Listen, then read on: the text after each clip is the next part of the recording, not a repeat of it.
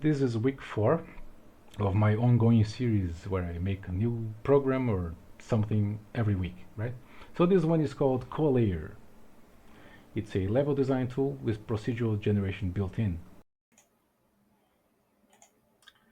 So when people hear procedural generation, they usually think of roguelikes, runtime generation, infinite content, that kind of stuff. This is not what that is.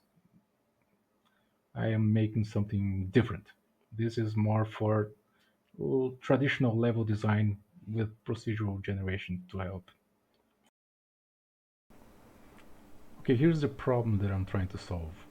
When you're like designing your level, like say you make some platforms here and then some other platforms there, and then you play test it, and then you realize, oh wait, I can't actually go from here to here. So you change it a little bit, and it works. And then you play some more, and then you change some more things, and you realize, oh wait, I can't actually do this. So you change it, and it's a cycle. It's a back and forth. It's a very time-consuming thing to do. So ideally, that's what I'm trying to solve here. Like instead of drawing the nitty gritty of the level, you can just go through, okay, I want the player to go up a little bit, and then I want him to go down a little bit, and I'm going to do this kind of movement, and then you just do this, and it just generates something that works, and then you can add it from here and tweak it to your liking. So this would be pretty nice. Now, the main challenge of doing something like this, I think it's the reason why we don't see many alternatives out there, is because procedural generation is very game specific. Like all of the roguelikes, they all implement their own procedural generator based on their particular movement style controller. So how do you make something more general? So this is what I'm trying to do here, right?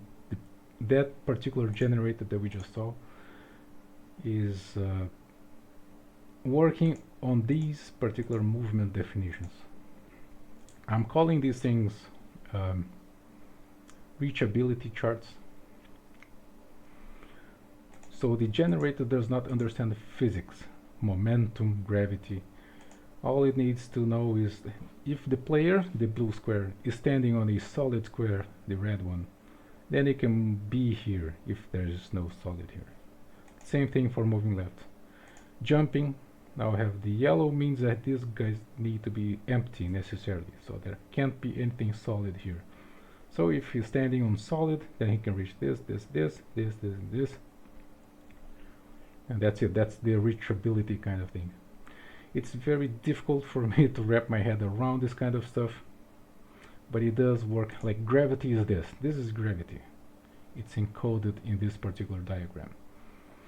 He cannot control his descent with this particular generator. Let's load up a Mario kind of movement that I made. Okay, so this is a mock-up of Mario. So walk left and right, same thing.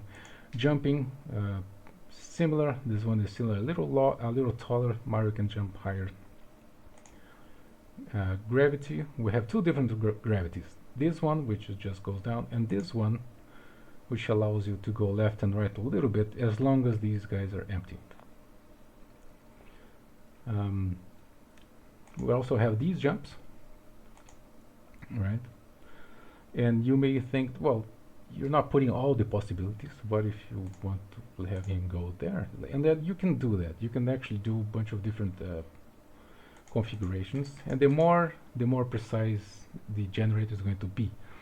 But it's interesting to observe that this is actually already encompassed by the fact that gravity is going to take him down, so you don't actually have to put that there. But yeah, this is a simplified Mario version. There is no running. With the running, you could actually get higher places as long as you have running space to do that. But yeah, let's use the Mario on our level that we generated before. There we go. Now it's Mario compliant. So, okay, just to explain the colors here. Yellow means that this particular position can reach the goal. And green, which you can very quickly see, are positions that can be reached from the start. And cyan is actually the combination, which means it's the connecting goal and starting point. So yeah, I'm going to show you a couple of demos that I made where I built a Mario level and a Prince of Persia level, just to show how that works.